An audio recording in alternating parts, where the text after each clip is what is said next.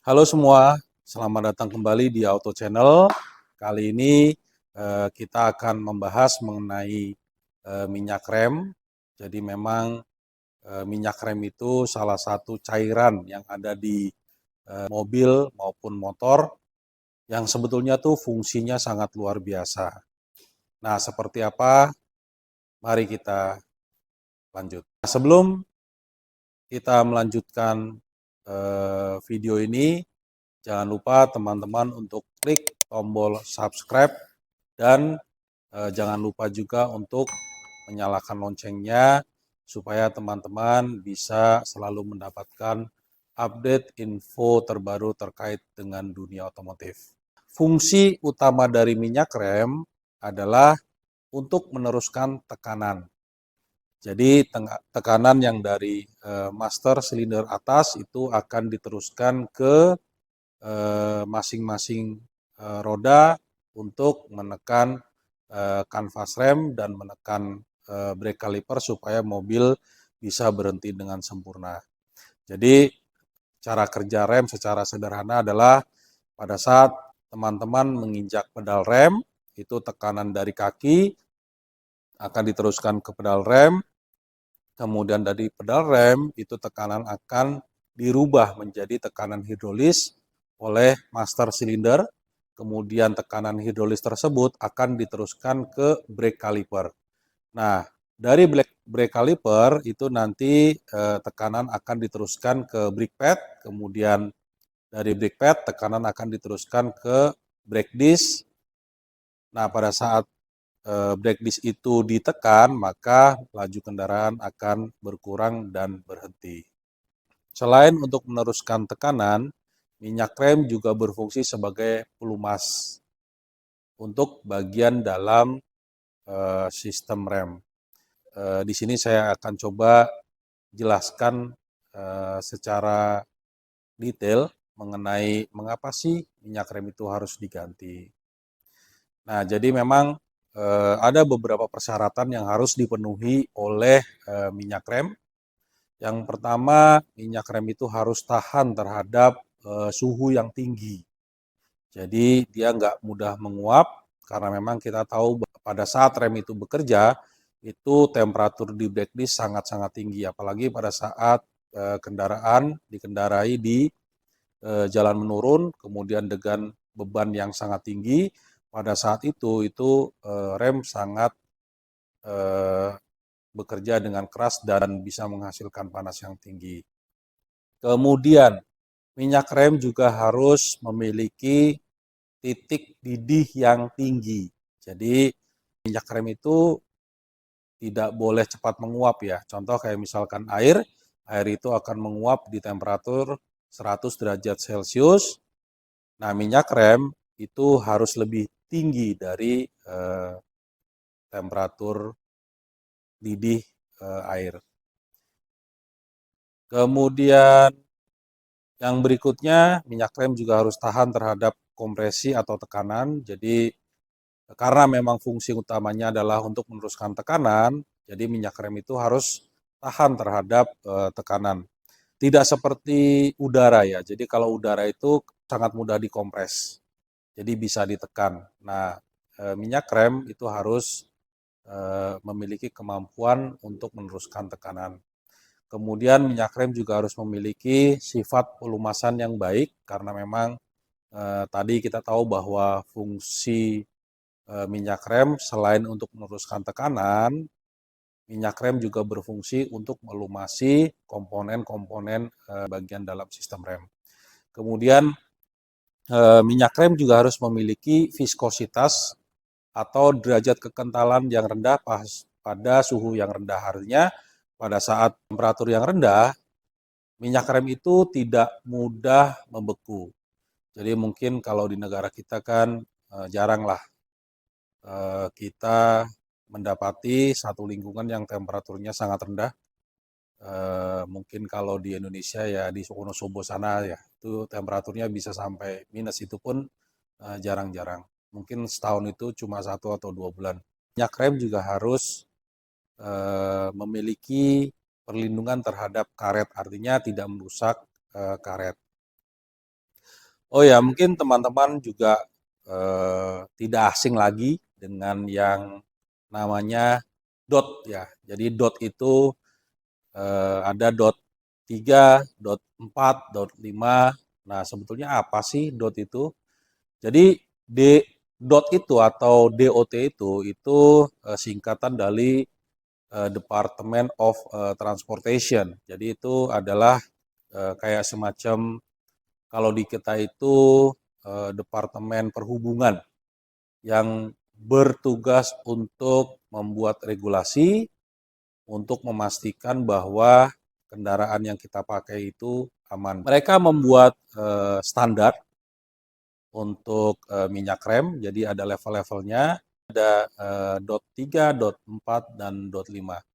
Nah itu seperti apa sih perbedaannya antara dot 3, dot 4, dan dot 5? Nah ini teman-teman bisa lihat di tabel ini ya. Nah kalau kita lihat di tabel ini ada dot 3, kemudian bawahnya ada dot 4 NV, low viscosity, kemudian ada dot 5 dan dot 5.1. Nah, kita lihat di tabel sebelah kanan, jadi contoh di dot 3 ya.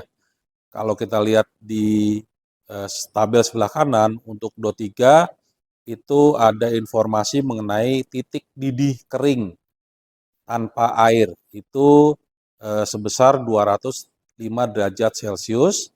Kemudian di sebelah kanannya lagi itu ada titik didih basah. Nah ini titik didih basah artinya minyak rem itu ditambahin air atau sudah terkontaminasi dengan air sebesar 3,5% dari total keseluruhan jumlah minyak rem. Kalau kita lihat di sini setelah minyak rem itu ditambahkan 3,5% air untuk dot 3, yaitu titik didihnya jadi turun. Yang tadinya 205, sekarang menjadi 140 derajat Celcius. Apa sih titik didih gitu ya? Jadi kalau misalkan kita panaskan dot 3 ini sampai mencapai temperatur 205 derajat Celcius, maka si minyak rem ini akan menguap.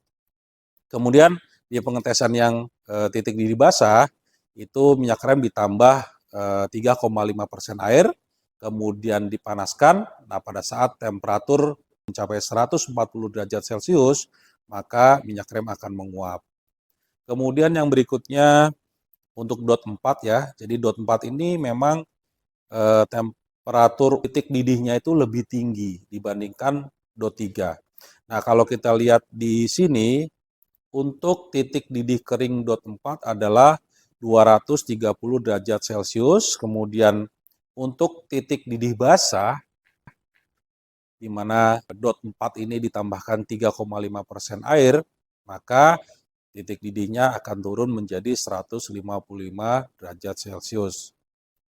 Kemudian yang berikutnya, nah ini untuk dot 4 NV, ini adalah low viscosity. Jadi memang untuk dot 4 ini dia ada dua ya. Jadi yang pertama dot 4 biasa, yang kedua dot 4 dengan low viscosity ini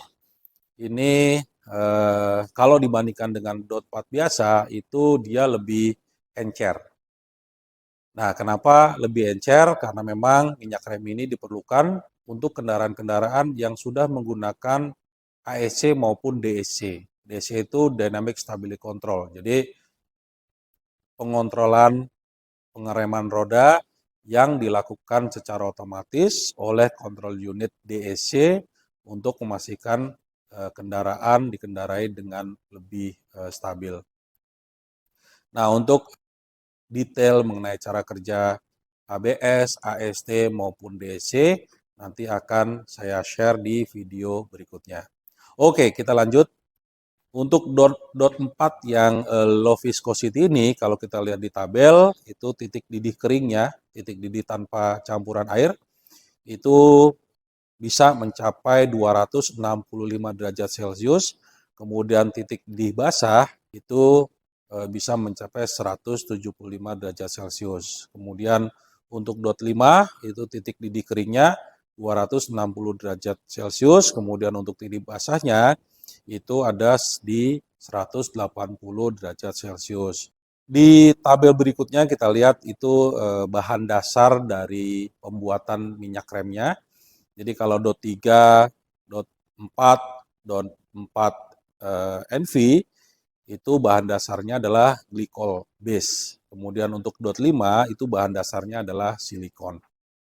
Nah, kalau kita lihat di tabel berikutnya itu ada yang namanya viscosity atau derajat kekentalan yang diukur pada saat temperaturnya di posisi minus 40 derajat Celcius. Kalau teman-teman nanya, saya harus pakai minyak rem yang mana ya? Apakah yang tinggi itu sesuai dengan mobil teman-teman? Belum tentu. Jadi saran saya gunakan minyak rem yang memang direkomendasikan oleh pabrikan. Yang berikutnya, minyak rem itu bersifat higroskopis, yang artinya sangat mudah menyerap kelembaban. Kelembaban itu kan sebetulnya identik dengan air ya. Jadi semakin tinggi kelembaban, maka jumlah air yang ada di udara tersebut akan semakin tinggi.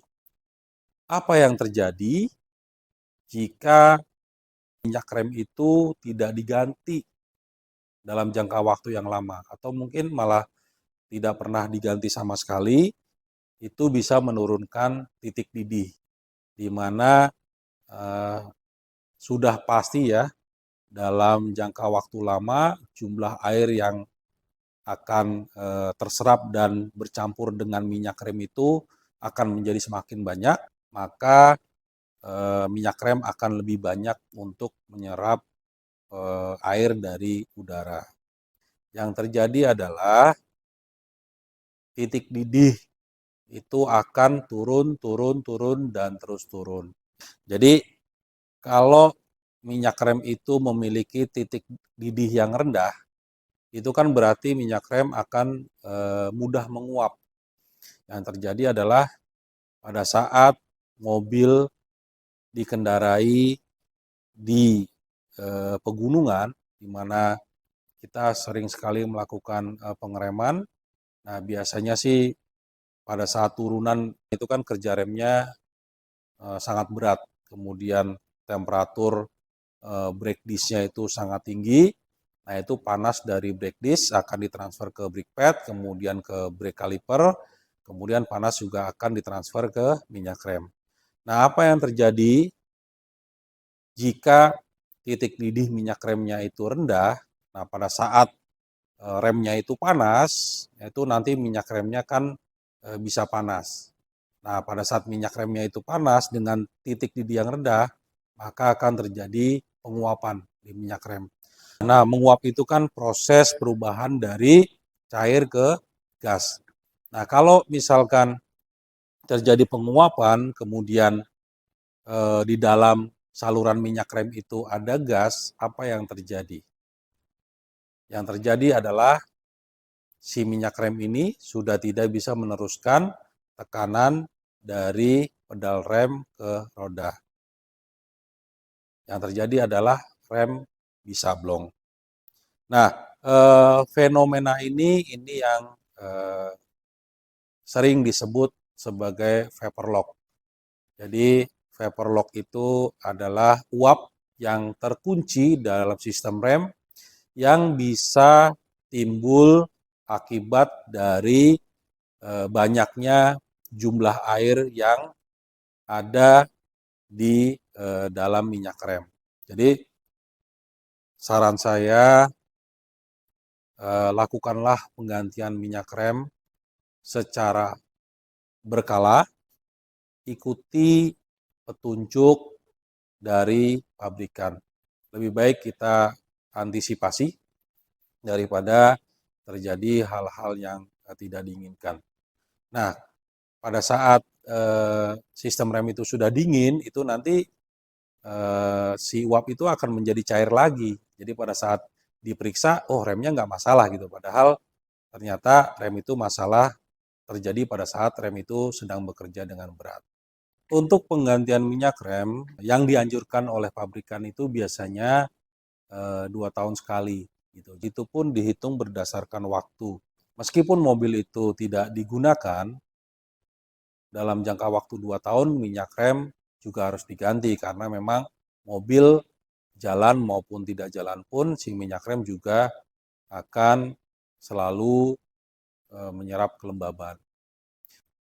Kemudian kalau misalkan minyak rem itu jarang atau tidak pernah diganti, nah itu bisa menyebabkan kerusakan di dalam komponen sistem rem yang diakibatkan oleh karat korosi. Jadi minyak rem itu karena memang mudah sekali menyerap uap air, nah itu nanti uap air yang ada di minyak rem itu bisa menyebabkan timbulnya karat di bagian dalam komponen sistem rem. Saya cek di beberapa marketplace itu ada alat untuk memeriksa kadar air di minyak rem.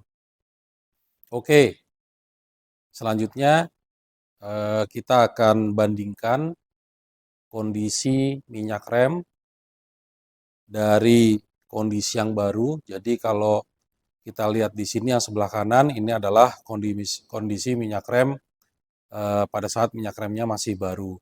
Kemudian yang tengah ini adalah kondisi minyak rem setelah pemakaian 2 tahun. Kemudian yang sebelah kiri ini adalah kondisi minyak rem setelah pemakaian lebih dari 2 tahun.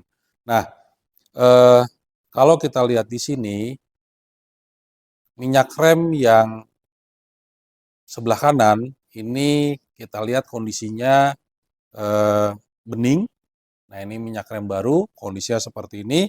Kemudian yang tengah ini kondisinya sudah lebih menguning. Nah, yang paling kiri ini warnanya sudah banyak berubah ya, menjadi kecoklat-coklatan. Nah, selain itu kita mau lihat sampai seberapa sih kadar air di masing-masing minyak rem ini. Nah, ini teman-teman, saya punya alat yang berfungsi untuk memeriksa kadar air yang ada di minyak rem. Nah, ini kalau kita lihat di sini teman-teman, ini ada di posisi kotak yang pertama, ini indikator baterai. Jadi kalau baterainya oke, warnanya akan hijau. Kemudian ini juga digunakan sebagai indikator kalau minyak remnya oke, dalam artian kandungan air di dalam minyak remnya itu 0%, maka kondisinya akan hijau. Kemudian kotak berikutnya ini akan menyala kuning lampunya jika kondisi air atau kandungan air yang ada di dalam minyak rem itu lebih besar dari 1% dan atau sampai dengan 2%. Nah, yang di kotak ketiga ini indikator akan menyala merah jika kandungan air di dalam minyak remnya itu sekitar 3% atau lebih besar daripada 4%. Nah, ini kita coba cek menggunakan alat untuk memeriksa kandungan air yang ada di masing-masing minyak rem. Nah, yang pertama ini minyak rem yang masih baru, sudah pasti sih harusnya kandungan airnya 0%. Tapi mari kita lihat. Oke ya teman-teman, kalau kita lihat di sini, ini lampu warna hijau yang paling bawah menyala. Ini menandakan bahwa kandungan air di dalam minyak rem ini 0%. Kemudian yang berikutnya, kita coba cek kandungan air di minyak rem yang sudah digunakan sekitar 2 tahun.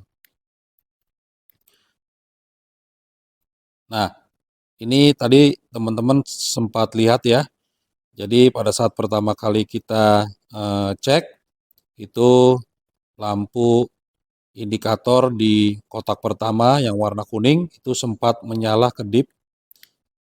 Nah, ini mengindikasikan adanya kandungan air hampir mencapai 1%.